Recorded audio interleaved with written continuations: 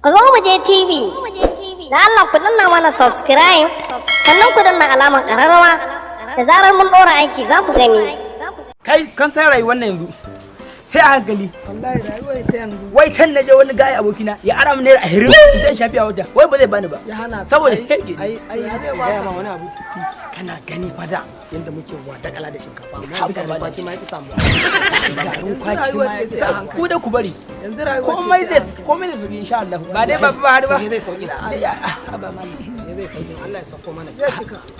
ربنا آتنا في الدنيا حسنة وفي الآخرة حسنة وقنا عذاب النار. Adowa nake son ki awo kaga ba wai Na gama. Hai. Allah kai mana mai kyau. Kuma ka ji kan iyayenmu. Ka ji kan magabatanmu. Ya an samu naira 50 nan gurin.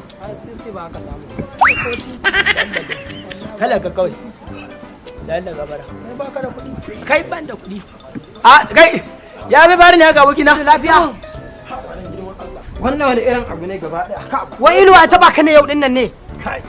Ai tunda naga ka taho kana sama da ƙasa kana sufurin kana sama tana ƙasa nace to akwai wanda ya tabo ka. Wai wannan a duk garin nan wai yayana za a ciwo mutunci yayana.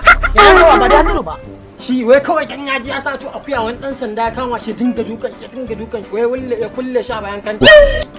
Wallan mata kutubo bai dinga wuya kan akuya ba wai sai a bayan kanta. Kana ina lokacin? Ha ba. Na rantsa da Allah inda na ga police din ko ina dinga wanka mai mai. Ina mai kutubo ina dukan cikin shi. Dalla tsaya ma kai rina ma hankali. Ni ba a gaba na ya kama shi wai sai na je gida na gaba da ake bani labari. Kuma mugun Wai duka. dinga dukan kawai saboda ya sa akuya ha ba. Ai wannan rashin wayewa ne. Kana nufin ga dukan yayana. Na rantsa da Allah police din nan na kama shi ko da dinga kutubar sa ina dukan kaga amai da dinga kauya ina yanka wuyan idan na samu naman cikin shi ina yanka ina burbada ne sai na saba kala da wanda wani ina ga ma da san wani ba da san irin rashin mutunci da yake shi an kara wallahi ina ga wa an karura kuma kun bar jin tsaron irin asaba da zan mutu wa an karura ni ne zan zamba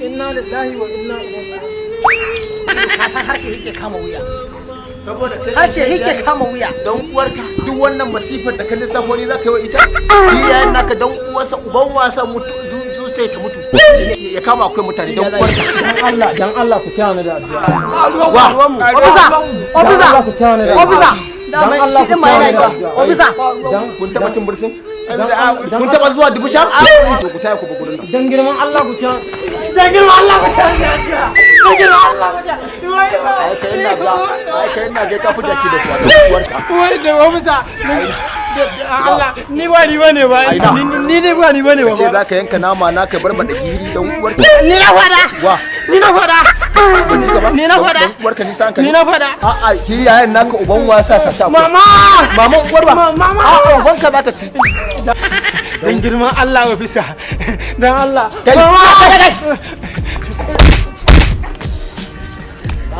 dan uwarka ofisa doga dan ma na sa gidan zan ma rahim mutunci dan Allah wayoran ya baci hankali ya tashi uwarka kai dan lafa kai ya dau caji idan lafa don uwarka idan lafa idan lafa